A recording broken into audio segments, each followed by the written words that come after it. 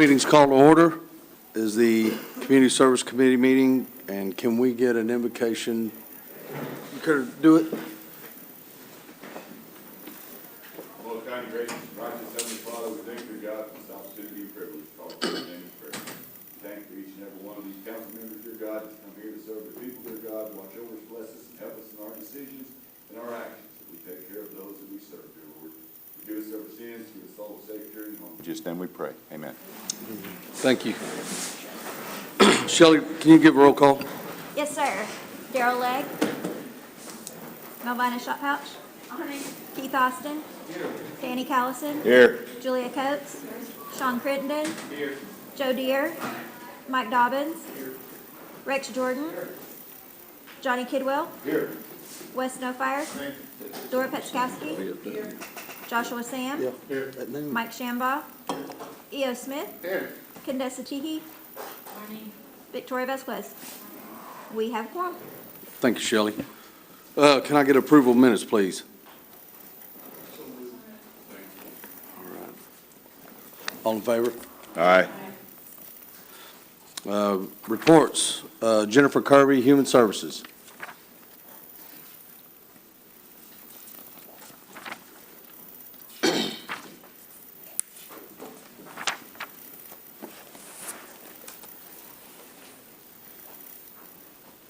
Hello.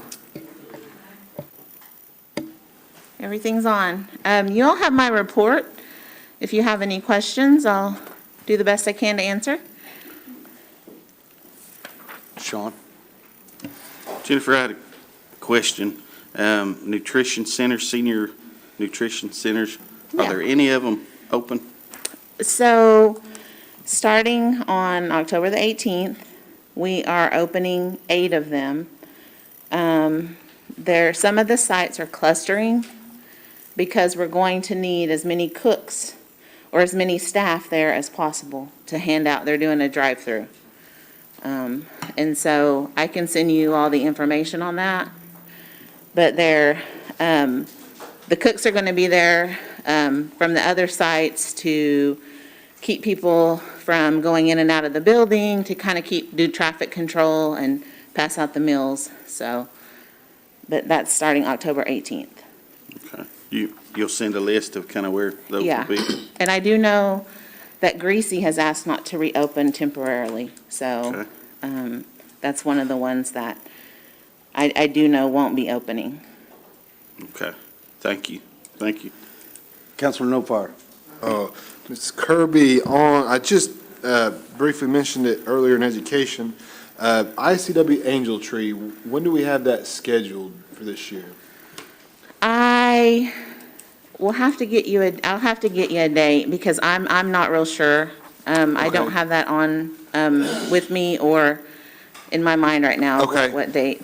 All right. Only thing I could make a suggestion to try to get out as soon as possible because of the shipping of goods. I know last year we did a gift card instead of buying products for kids. The only thing I could say is, though that's fine, definitely kids, they want to open something up, and so if we're able to have an opportunity to go get them gifts this year, I'm all for trying to hurry up and get that done, so, but appreciate it. I think Tara Lee's whispering something.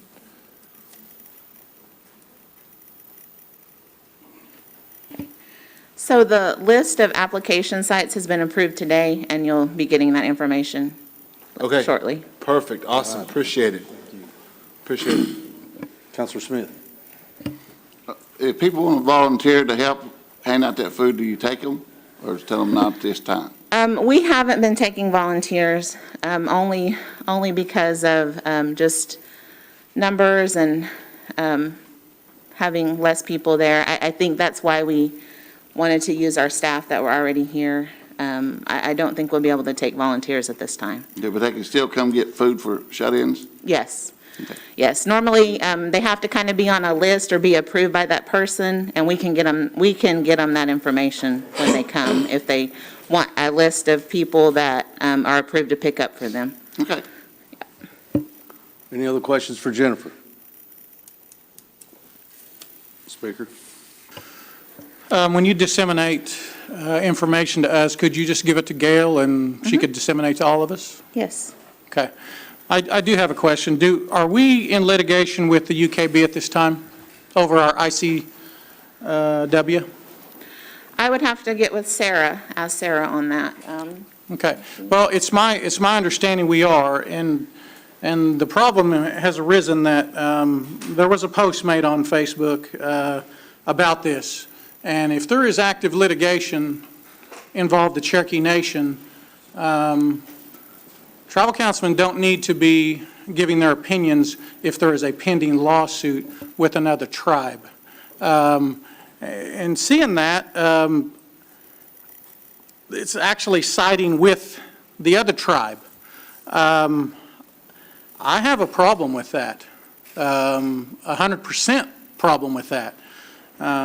And I just want to know legally what our attorney's stance is on that. Are you aware of this post? Their attorney, I'm talking about our AG, your attorney, not our attorney. I'll ask you next, but yeah, Ms. Hill?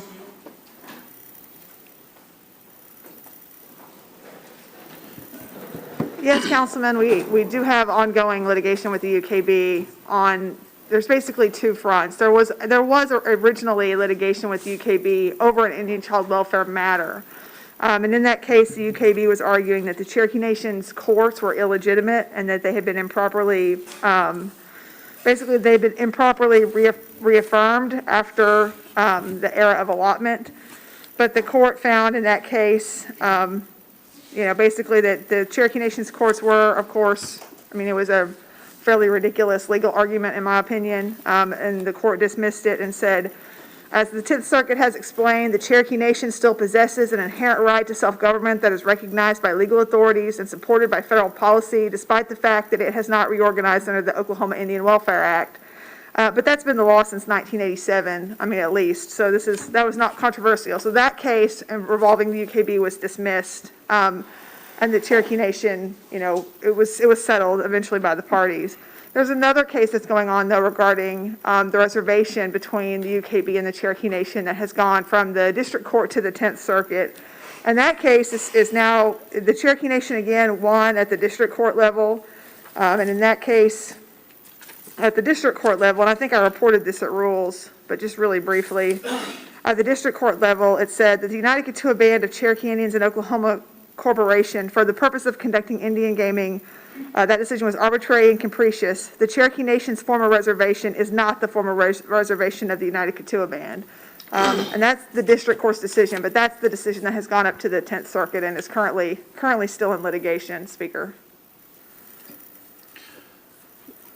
So I guess my question is, we can't, as tribal councilmen, during an active litigation, I don't think it's proper to voice our opinion about something that an attorney should only comment on, not us. I think it brings peril to the Cherokee Nation, but also, we also take an oath to defend the Cherokee Nation. And whenever I see something that affirms something that is not true, I think it's important that this needs to be straightened out, because this post is not true. Absolutely not. Would you agree? I would certainly agree that, I think that it is beyond any rational legal dispute that the Cherokee Nation is the Cherokee Nation. We are the Cherokee Nation that signed the Treaty of Noe-Chota. We are that nation, and I would never state otherwise. And actually, Congress has stated, there's even an act of Congress which specifically says, the Cherokee Nation, a federally recognized Indian tribe with its present tribal headquarters south of Tahlequah, Oklahoma, having adopted its most recent constitution on June 26, 1976, which at that time was the most recent, and having entered into various treaties with the United States, including but not limited to, and then goes on to list our treaties. That's an act of Congress specifically recognizing what we all know to be true. So I think to suggest otherwise is yes, Mr. Speaker, is legally incorrect. Well, I read this, and it said the UKB is the only federal recognized Cherokee government. I can't wrap my head around that. I don't even know where that came from. But I think if this is misinformation, then that misinformation needs to be set straight. Because again, what we say as tribal councilmen, people read that and they tend to believe what we say, when in fact, this just isn't true.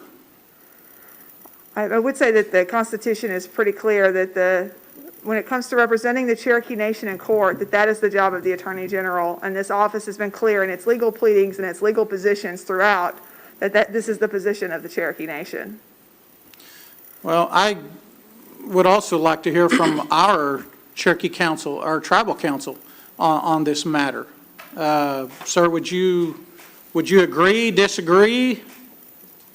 Certainly, I agree. If I could add a little bit to what General Hill just said. Earlier this year, Secretary of Interior Deborah Haaland recognized and approved the Cherokee Nation's Constitution. There's been years of litigation leading up to that point. It was a historic moment. To say that there's not a valid Cherokee Constitution right now that governing Cherokee people flies in the face of that fact. That's the most obvious thing I can think of. The other thing, too, is when I was in the AG's office before I came here, we're involved in a number of other litigations where there was an attack on our tribal court as our ability to bring litigation in tribal court. The things that General Henry and I did in front of this council, things we said, things we'd written on, actually came up in that litigation. So I do think the world does notice when we say something that's contrary to our own interest, and it does come up in a way that can hurt us. So those are the two main things I'd like to point out. Well, I think it's dangerous for a councilman to render an opinion on when there's existing lawsuits out there. I don't think it's our place to do that. I think it's our attorneys' places to do that, our AG. They are the ones who handle the lawsuits, not us. I think it's important that actually we don't say anything and leave it up to our legal team. That's what you are paid to do. This is a theory that's been discredited time and time again, and it makes me fearful that this is going to resurrect a new round of litigation based upon this discredited theory. So that's my main concern in hearing about this. Well,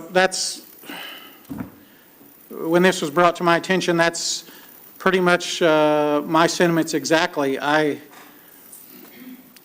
just don't see this carrying any weight whatsoever, but even the author of this could possibly be subpoenaed and say, hey, you're on the Cherokee Nation Tribal Council, and you said that this is the way it is. I mean, that's a possibility. So we do, as tribal councilmen, we have to temper what we say, and what we say needs to be fact. And I just don't see this as being fact at all.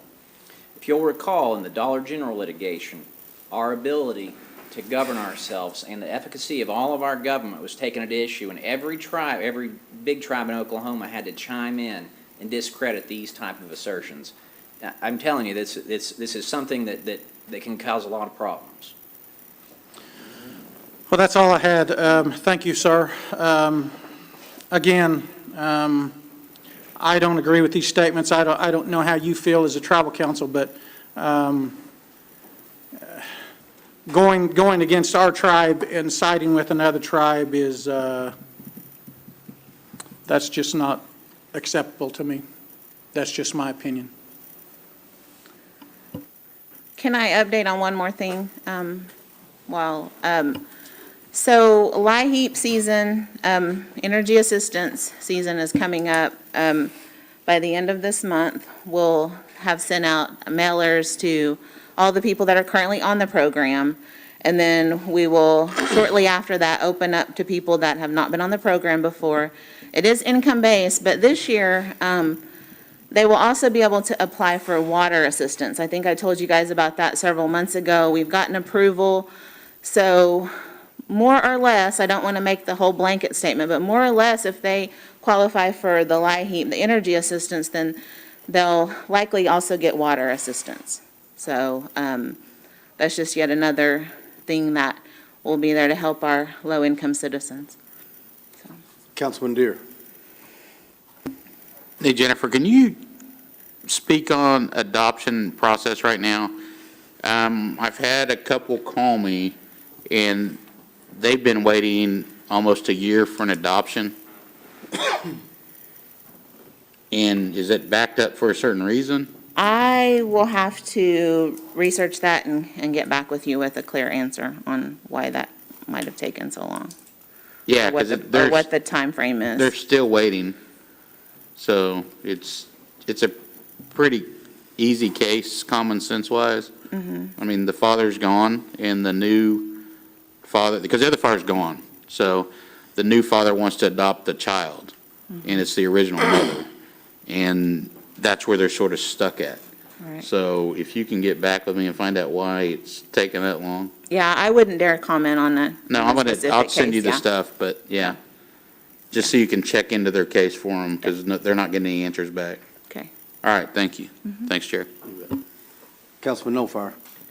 Yeah, just in regards to what Councilor Shambaugh said, this is the second time now that we've had a discussion brought up here about social media, Facebook and posts. I don't know if we're having Facebook policing now going on inside this council chamber.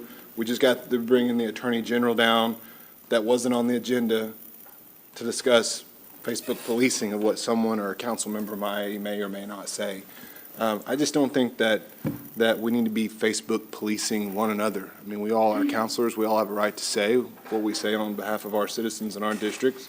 I think that it's good that we express our concerns for our brothers and sisters over at the UKB because they are Cherokee. They are one of us, and we are one of them. We're all same by blood Cherokee members, recognized Cherokee Indians. And so, it's just kind of a concern whenever I see this is now the second time that we've had kind of a Facebook policing antics with inside of our own council. And I hate to take away any of your report here too, Ms. Kirby, because I think that had nothing to do with your report at all. So once again, sorry that interrupted this council chamber. So appreciate it. Thanks, sir. Anyone else? Go ahead, Eo.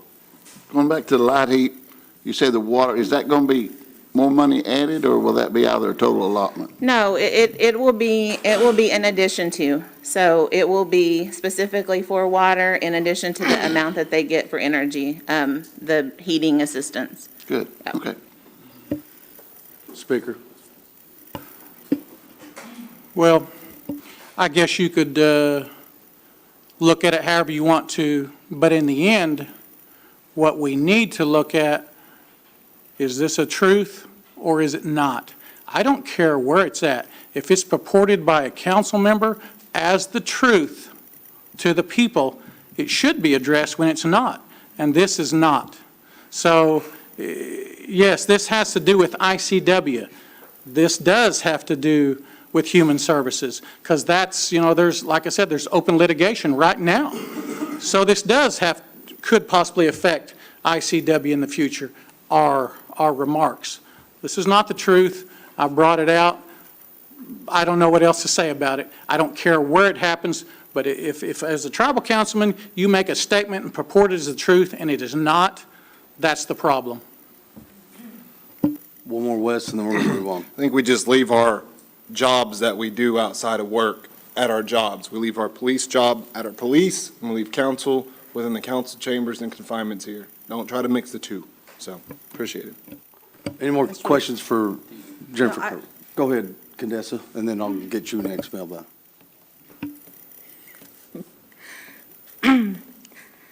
On social media, any person has the ability to be as loud and as wrong as they wish to be. The issue at hand here is when inaccurate information is put out because our voices have power and our words have power.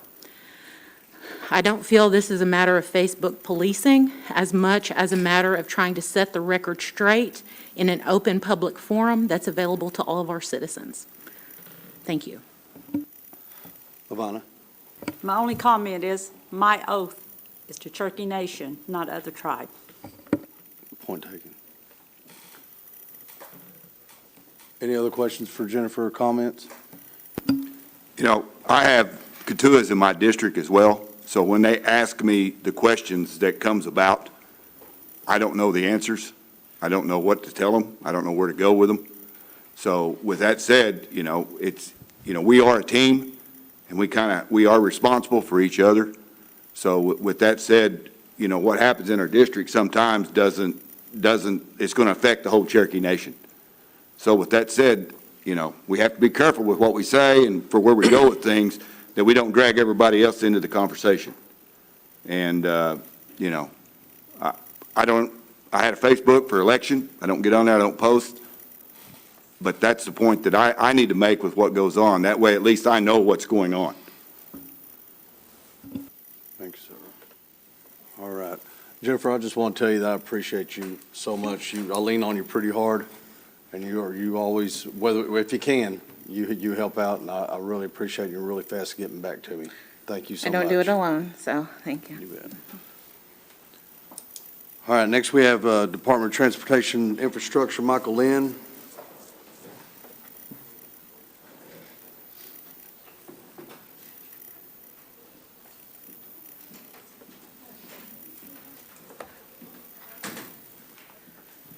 Good afternoon. I think you've got a copy of our report, but I would like to highlight just a few things if I could before take any questions. Just on the water and sanitation and environmental health side, we've completed a water line extension in Cherokee County with Ruhr Water District Number 3 down Beaverson Road, just north of Tahlequah here. We also were recently awarded a construction in Delaware County with a construction outfit for Ruhr Water District Number 11 for a water line extension along North 586 Road. And then lastly, on September 11th in Salisaw, we held a rabies vaccination clinic, and we vaccinated 110 animals. So over on the transportation side, we recently awarded a bridge construction contract to Silver Spur out of Haskell, Oklahoma for the Rocky Mountain School Loop Bridge. They're at the end of the project. I haven't had a pre-construction meeting on that yet, so I don't have an exact start date, but the contract has been awarded. In Cherokee County, Northeast Fort Gibson Road, Phase 1, we are in the process of processing the final payment on that project, so that it has been finalized out, and final payment is in the process of being made. We do have a Phase 2 of that project, which runs along County Line Road. That project, we opened bids on that on September 30th. There were 4 bids received, and we're still evaluating those bids. Lastly, on the Mud Valley right-of-way project is still underway. We're about 72% complete on right-of-way acquisition, which is about 57 out of 79 parcels. Craig County, White Oak Road project, they just should be finished this month. They are progressing very well. Weather's helped them up just a little bit recently, but everything is moving along good.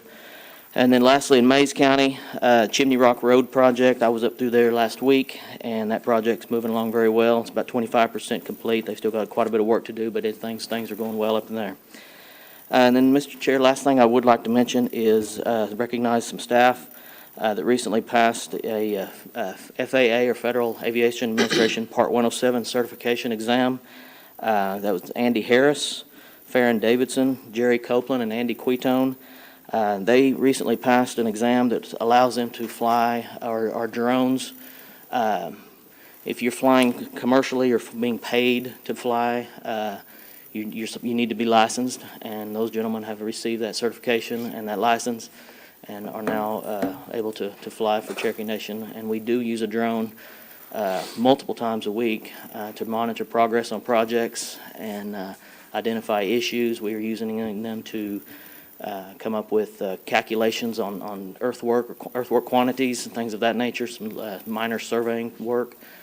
So it's something that we've been using now for quite some time. So, and those gentlemen are now licensed. So that is all I have. Be glad to answer any questions. Appreciate you. Does anybody have any questions for Joe?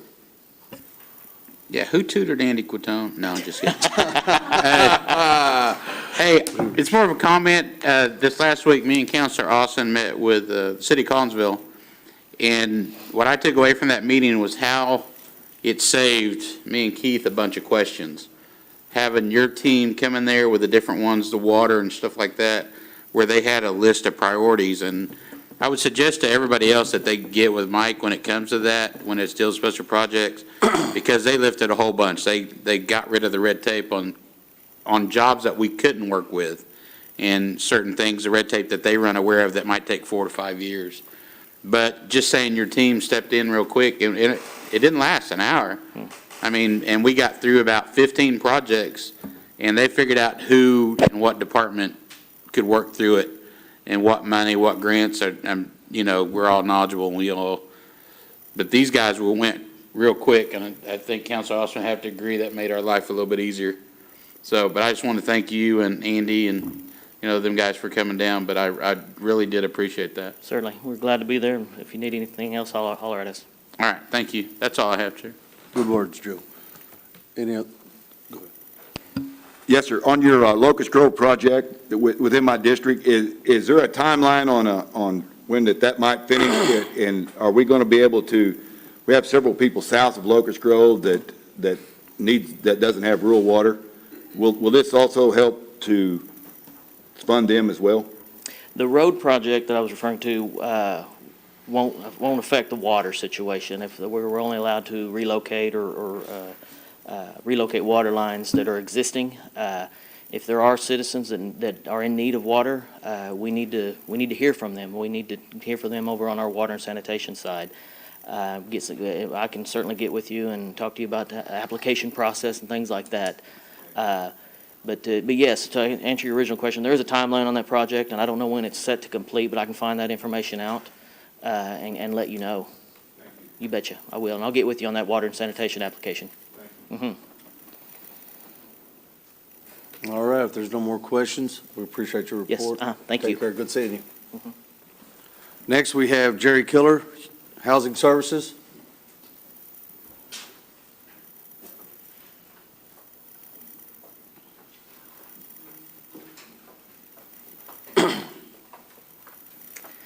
Good afternoon, everyone. I have a few things I'd like to update you on from the Housing Authority. Our emergency rental assistance program, as of September 30th, we have received 7,937 applications for that program. We've been able to approve 3,600 of those. We've expended $6.1 million so far. So this program is still active. We are still state of Oklahoma and the contiguous counties in Kansas and Arkansas. So continue to send those referrals over. Those applications are online, hacn.org. Everything's done online. Our emergency after-hours program, we kicked this off in February of this year, and so far we've received 75 requests for that. So it's not a booming program, but it is helping, so that's great.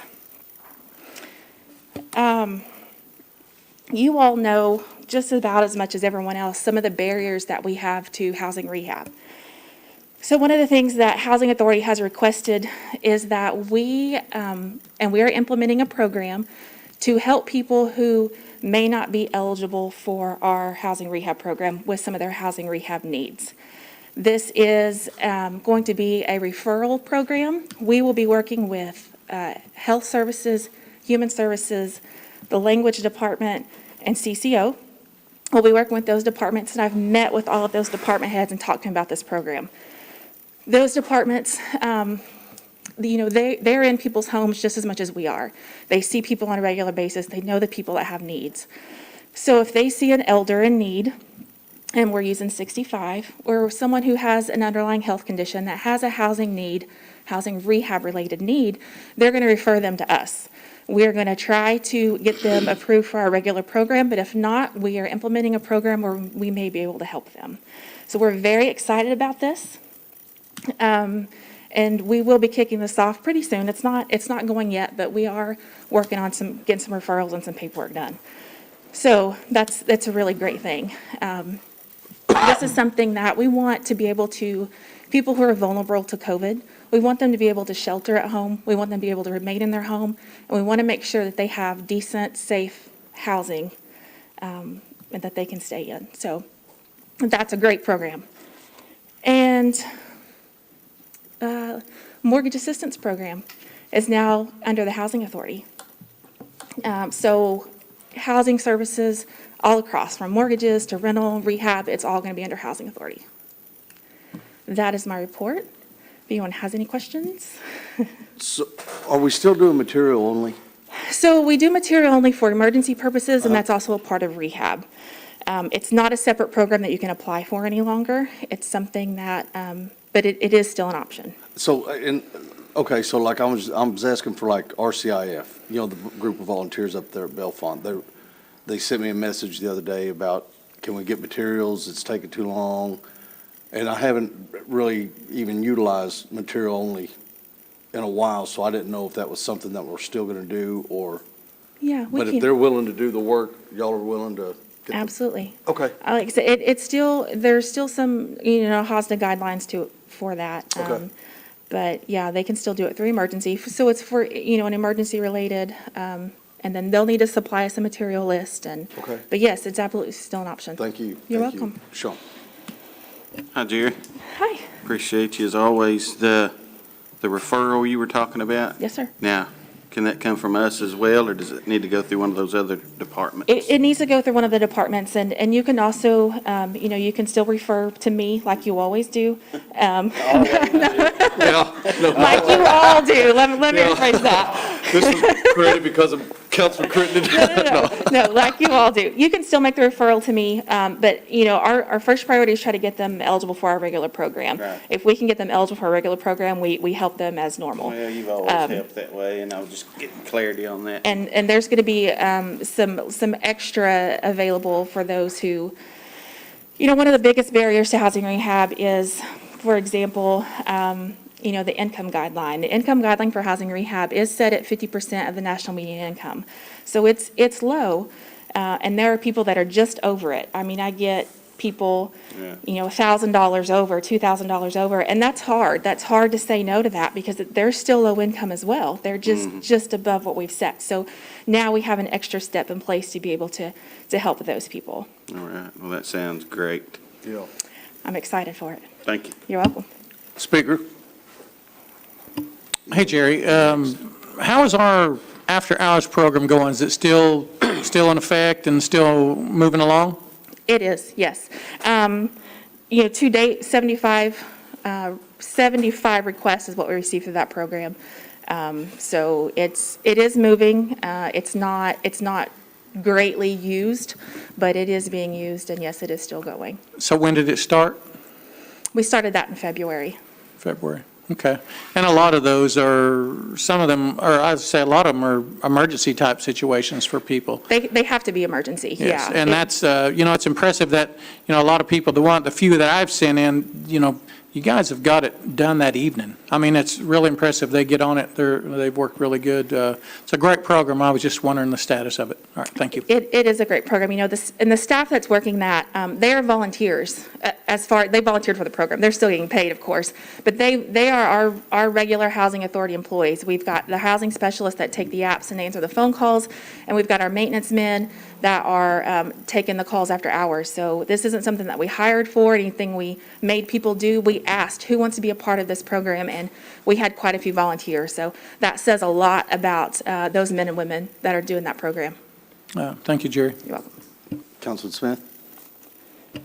I was going to bring it up, like this weekend, we had the high winds that I don't think so many people know about this program. That's like when they were calling me Saturday night, and everything, they didn't know that they could call that number and try to get some help because their roof had blown off and all that stuff, but just get a temporary patch.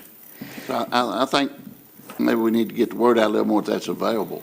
That's just a suggestion. And the key right there is, they need to call that number, and it's the Housing Authority number. It's not a special number, it's just the regular Housing Authority number. And anytime they call after hours and weekends, the automatic answering will let them know. If you're having an after hours emergency, you press 1 and it rolls you over to whoever's on call. And that's the quickest way to get someone to answer the phone. I think a lot of people just kind of happen upon it when they call, because some of the calls we've gotten have been, hey, my insurance bill's kind of high, how come that is? Or we've gotten a lot of those too, or can someone mail me an application? But yeah, if you have people that have those needs, just give them that number, tell them to call, and we'll get to them. And that new program, does it have a special name, the new rehab program? So I've been calling it the Protecting Our Vulnerable program, because that's what we're doing. We wanted to protect our vulnerable citizens, and that would be our Cherokee elders and our people who have those underlying health conditions. You're calling it what now? Protecting our vulnerable. Okay. All right. Thank you. You're welcome. Any other questions or comments? Go ahead, T. Thank you so much for coming and sharing all of this important information that we will be able to use to help the citizens in our district. I don't have a question, I just have a comment. I am very appreciative of the work that's done in housing.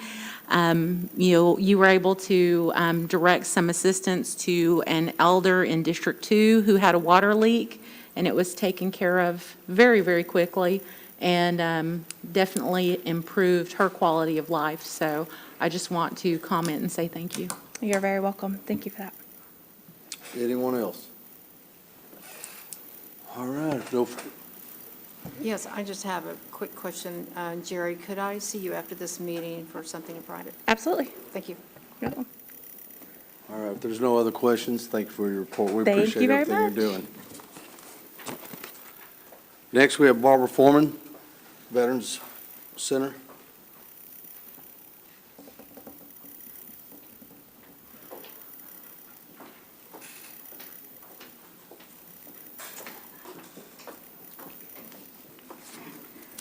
Good afternoon, How Council. are you doing? Doing great. Okay, so you have our report, but I need to make just a couple of corrections and one little addition on it.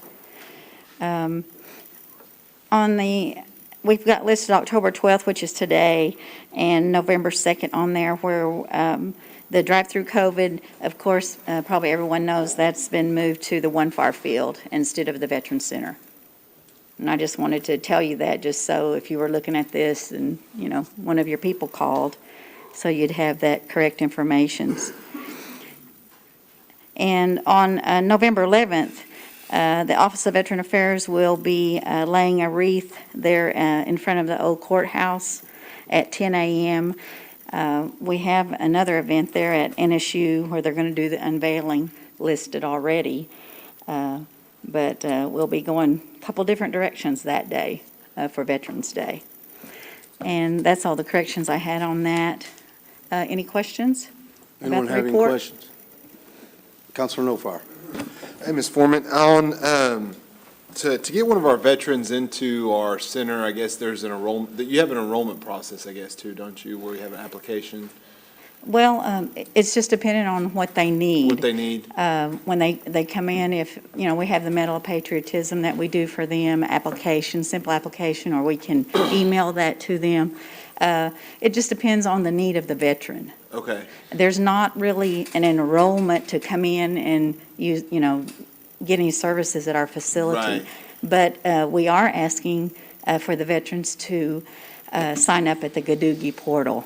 Gotcha. Okay. All right. I just was one of our elderly was just wondering why they couldn't just show their DD 214 to access some of the veteran programs, and I think there was just, I said, well, let me just ask. I think we'll help out. We'll figure out a way somehow. If you got to go back in there and me come up there, I'll help Okay, out. and please send them to us. Yeah, absolutely. And of course, our phone number, have them call us and we'll be glad to help them. And then, whenever one of our veterans dies, do we have a veteran blanket or something commemorative we can give to the family if I know of someone in my community that's passed away that was a veteran? We don't really have a commemorative blanket that we would give at a funeral because most of the families right. receive the military burial if they're Right. a veteran and have the casket cover. Okay. Okay, all right. That was just kind of something I was asking about, was something maybe specific from our veteran center that we could go out to those families. That's a good idea, though. So I just, maybe even something of an honor from them, from us to them whenever we have one of them pass away. So, all right. Appreciate it, Ms. Foreman. Really do. You're welcome. Councilwoman Coates. Hi, Barbara. This is something I've been meaning to call and ask you about for weeks, and it's just slipped my mind and slipped through the cracks. And I don't know if you'll know the answer to this, but when a veteran is buried in a VA cemetery, right? And there are certain things that can go on the headstone that are allowed. And mostly they are religious symbols and things like that. But I know in the case of my father, we were wondering if the Cherokee Nation seal or something like that, if it might be possible to approach whoever makes these decisions, right, as a nation, to ask if something like that could be placed on the headstones of our citizens who are veterans. Do you know anything about that? Has something like that ever been tried or suggested? That's a very good question. That's a very good question. I don't have the answer to that.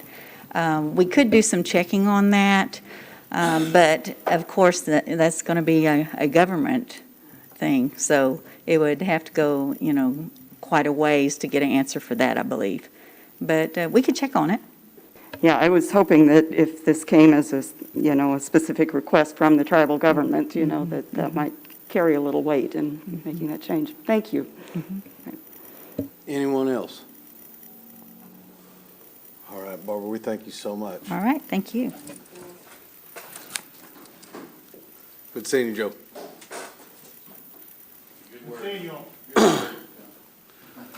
All right, old business, none pending, new business.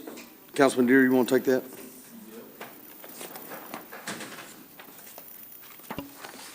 This is a resolution certifying compliance with 24 CFR 1003.604 citizen participation. I'll put that in form of motion. Second. All right, all in favor? And that needs to go to full council. Needs to go to full council. Needs to go to council? Okay. Go ahead and vote on it now, though, for Yep. approval. Yep. All in favor? Aye. Any opposed? All right. Announcements, the next meeting is tentatively scheduled for Monday, November 15th at 4 PM, and I need a motion. Motion. All right. I yield.